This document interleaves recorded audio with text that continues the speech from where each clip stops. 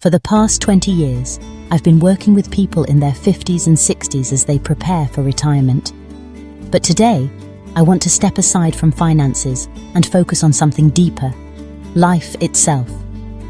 Over time, I've spoken with countless retirees who are now in their 70s and beyond. Again and again, they've told me the same thing. If they could go back to their younger selves in their 50s or 60s, there's advice they wish they had listened to. Wisdom they'd pass down if given the chance. That's what I want to share with you right now. So if you're open to hearing it, give this video a thumbs up, share it with someone you care about, and don't forget to subscribe so you never miss these life-changing lessons. Now, let's take a walk together. Number 1. Recognize the 3 phases of life. And don't miss the golden window when everything lines up. Picture 3 overlapping triangles. That's how many 70-somethings describe it when they look back. Phase 1 is your 20s and 30s. Endless time, peak health, thin wallets. You're building, hustling, launching families, climbing ladders. Phase 2 is midlife, your 40s and 50s. Income rises and health still holds, but time shrinks. Deadlines, kids' schedules, aging parents, and obligations squeeze the day. Phase 3 is retirement. The clock suddenly opens up. Money is there, if you planned. But health can wobble. Aches, slower recovery, dips in energy start to show. Here's the magic most people miss. There's a sweet spot, a 4th triangle, overlapping phases 2 and 3. For many, it's the late 50s through the 60s.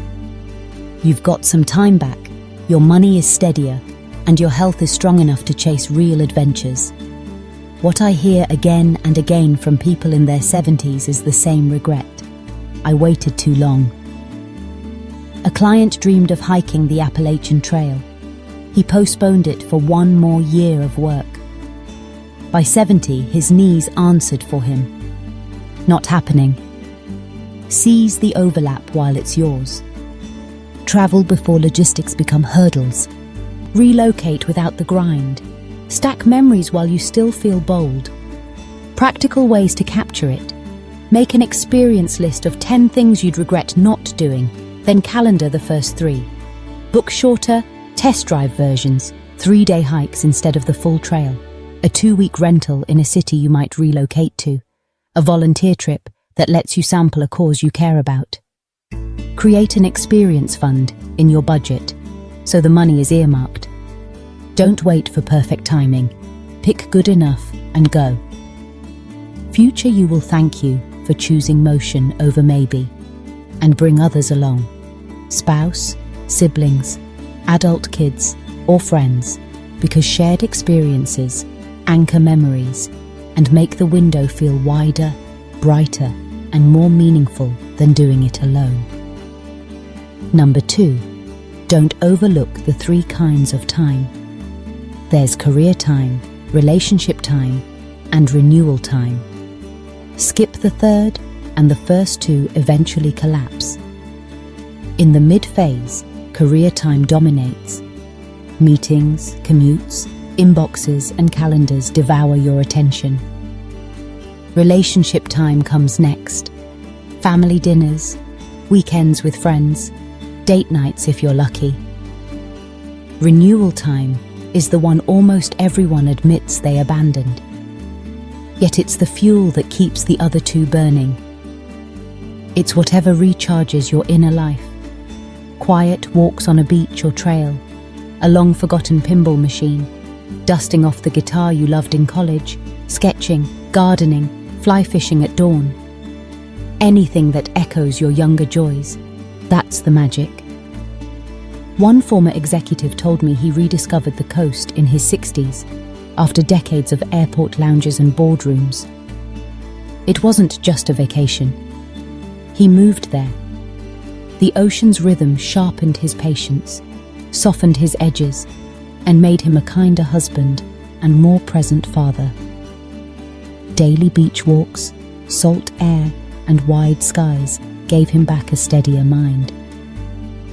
Maybe surf and sand aren't your thing. Fine.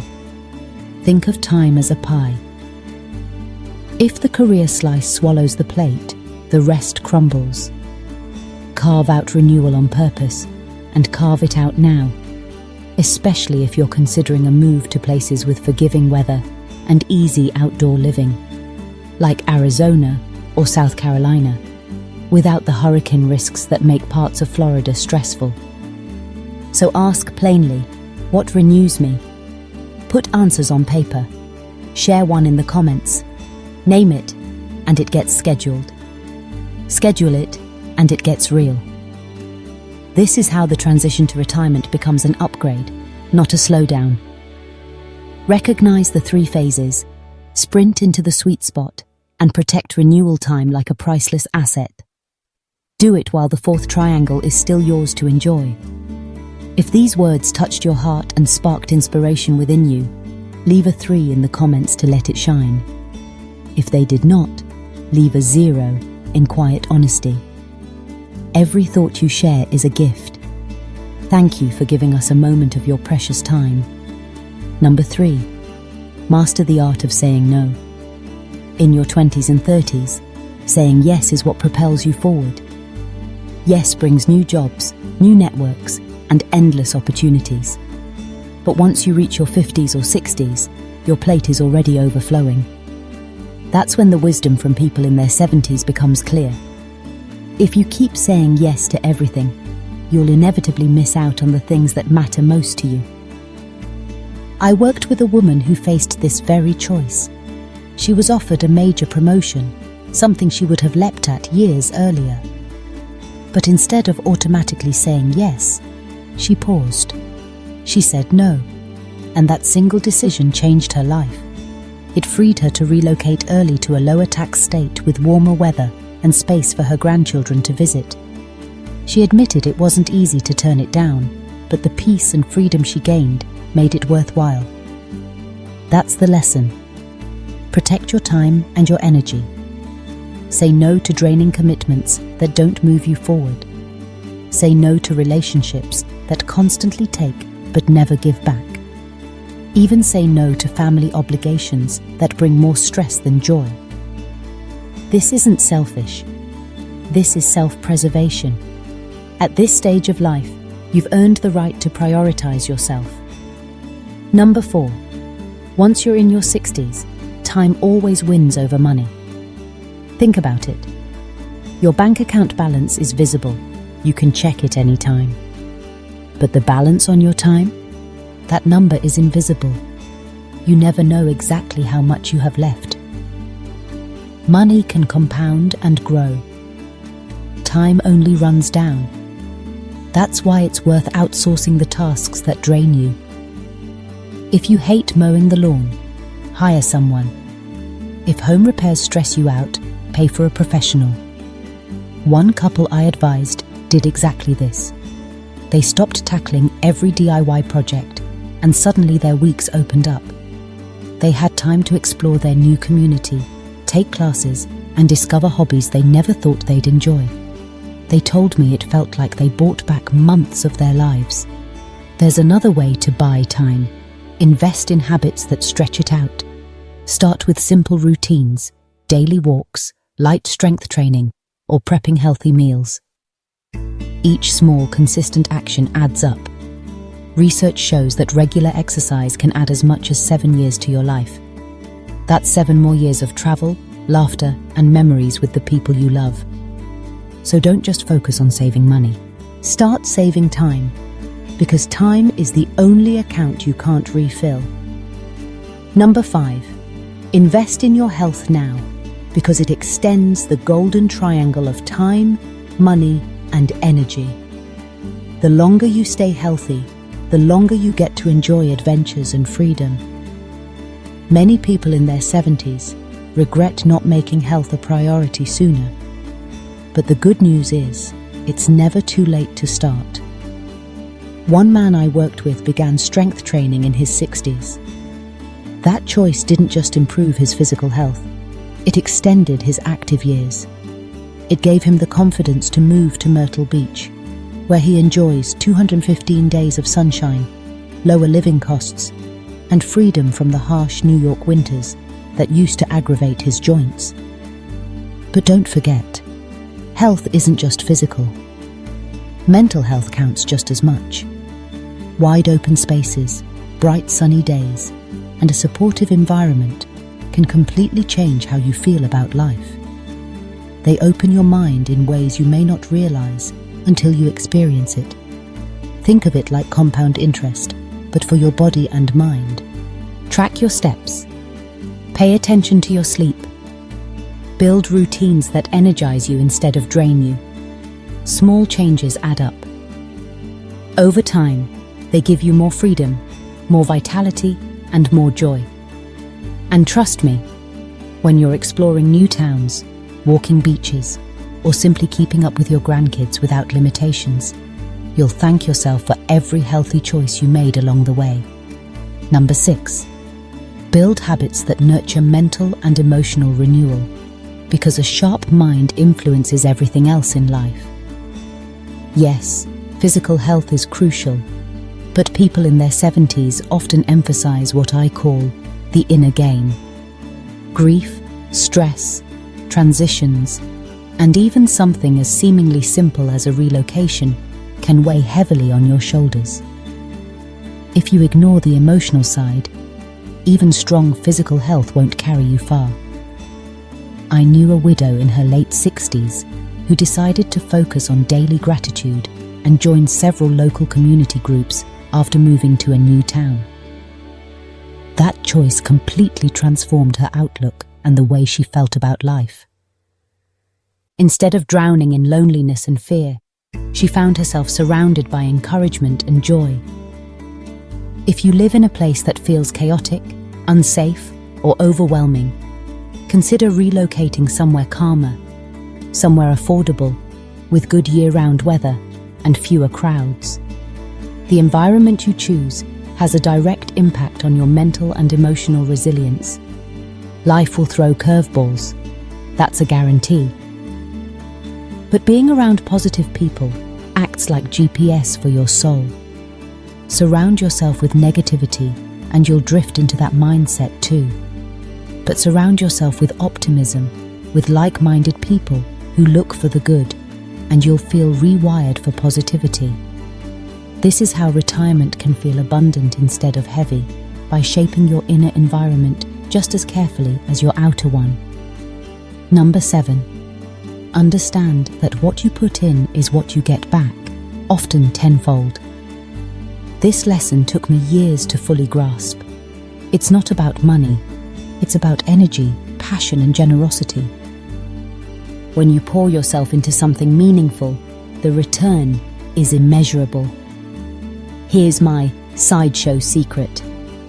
I volunteer at the Myrtle Beach Pinball Museum. Yes, pinball. It may sound quirky, but here's what I discovered. Growing up in the 80s, I loved the thrill of arcades. Now, helping preserve that nostalgia for future generations has been unexpectedly rewarding. At the museum, families laugh, friends reconnect, and children discover something new. It's 100% volunteer run, and every penny supports children's charities. That experience taught me that giving back creates a ripple effect far greater than you imagine. Building a legacy isn't only about money or assets. It's about generosity, mentorship, and contributing to something that will outlive you. People in their 70s often say they regret not starting sooner, whether it's volunteering, mentoring young professionals, or supporting local charities. The impact of those choices extends far beyond your lifetime. So ask yourself, what makes you light up?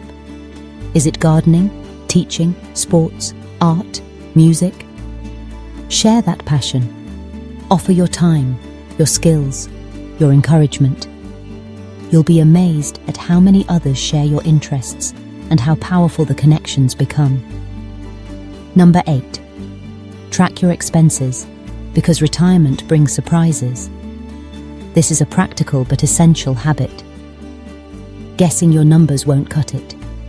Many retirees admit they overspent during their go-go years on trips, gadgets, or toys, only to realize later that adjustments were necessary. They still laugh about it now, but it wasn't so funny at the time.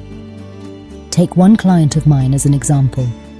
After moving to a popular city with more than 1,700 dining options, she realized that eating out consumed 20% of her entire budget. Once she noticed, she cut back. That freed up money for day trips with new friends, creating better memories without draining her savings. Categorizing your expenses, groceries, travel, housing, dining, brings clarity. It doesn't mean you stop enjoying life. It simply ensures you don't outlive your money while still having fun. Here's another tip. If you're planning to relocate, factor in moving costs ahead of time. Interstate moving is no longer just a couple of $1,000s. It can easily hit $10,000 or more. Several clients told me they saved time, stress, and money by selling most of their furniture before moving and buying new items once they arrived. It gave them a fresh start, reduced shipping fees, and eliminated the headaches of moving bulky items across states. When you start tracking expenses, you turn vague retirement dreams into concrete plans. You protect your financial stability, avoid surprise fees, and free up resources for experiences that matter. Number 9.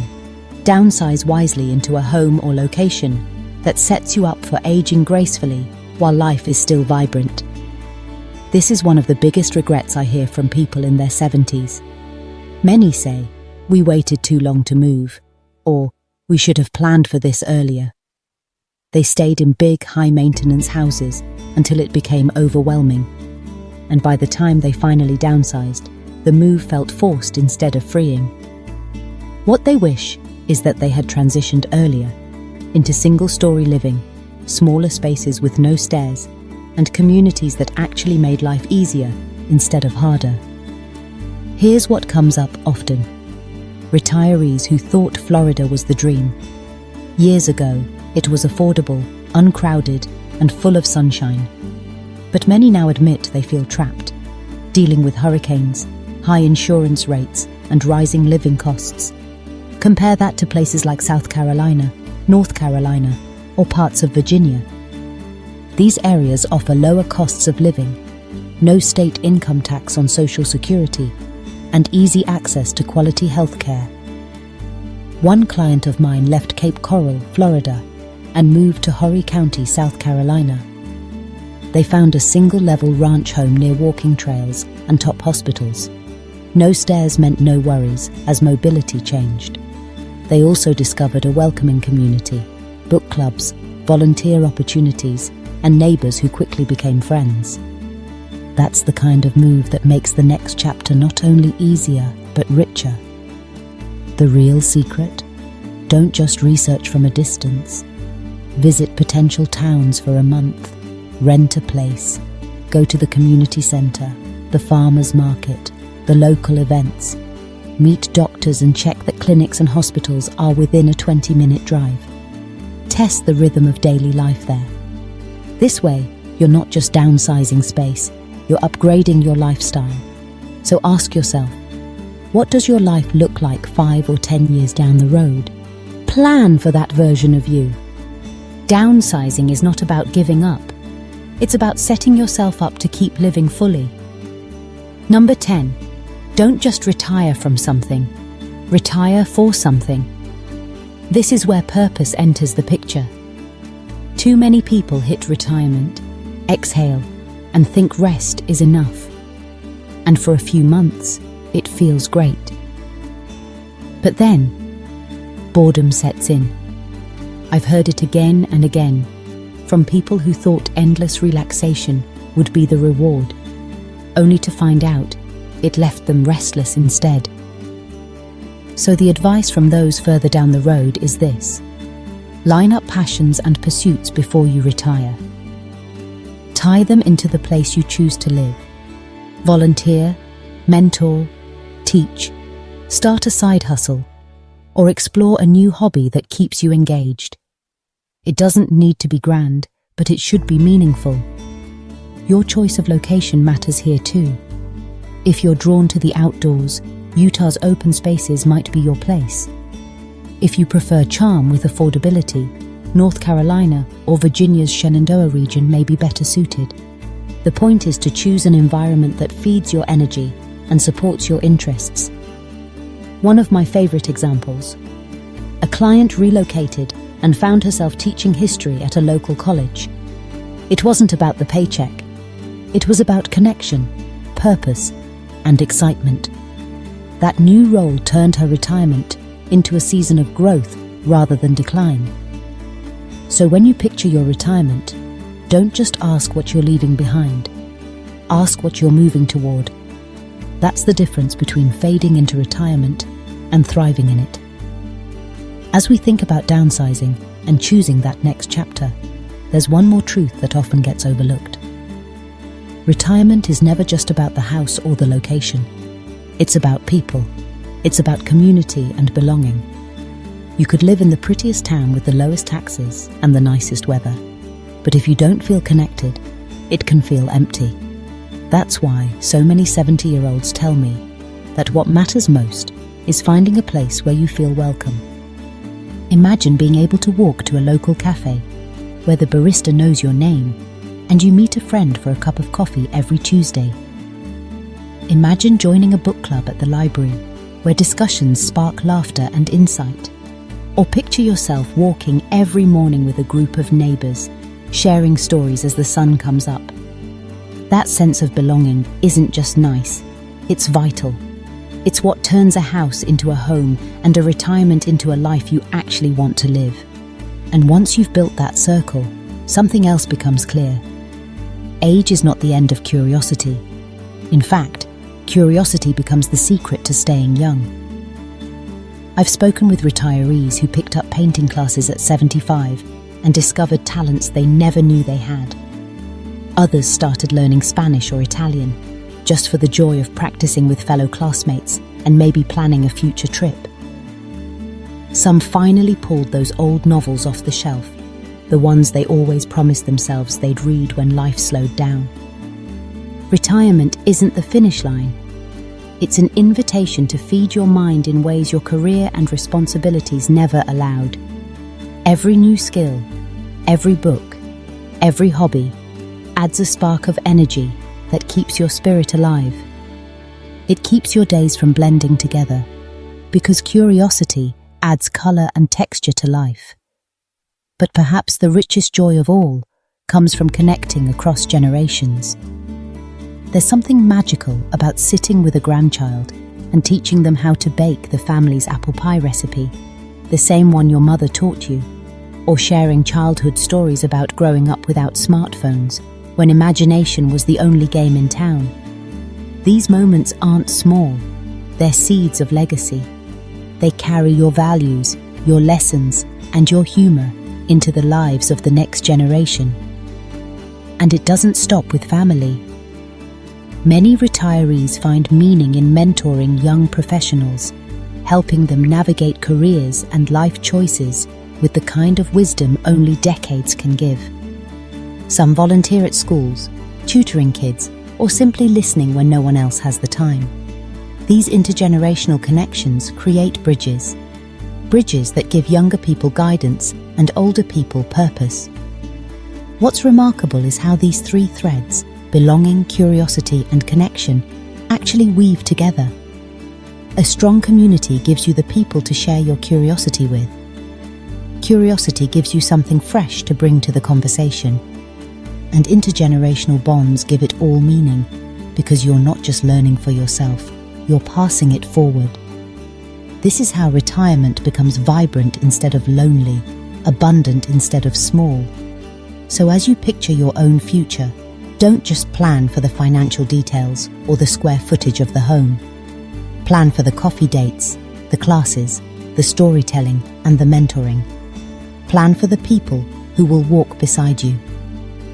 Because when you look back from your 70s and beyond, it won't be the tax rate or the floor plan that you remember.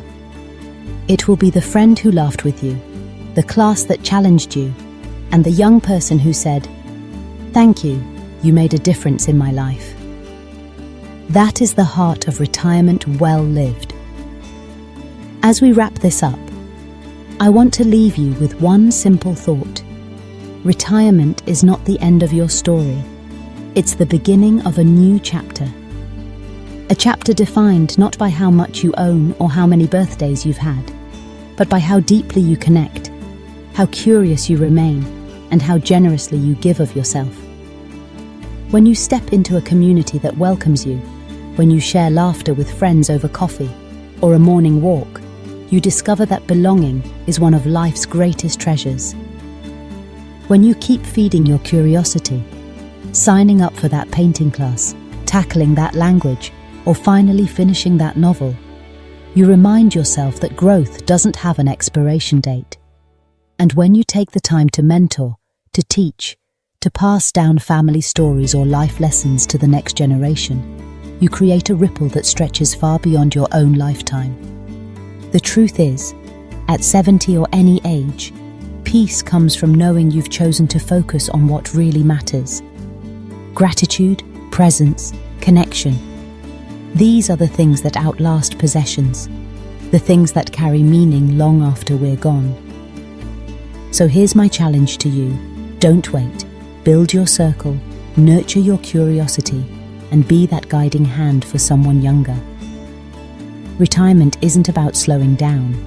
It's about living with more purpose, more joy, and more love than ever before. And if you believe these conversations matter, I invite you to be part of this journey. Hit like, share this video with someone you care about, and subscribe for more honest truths about life, aging, and the lessons we're still learning together. Because the story doesn't end here. It's only just beginning.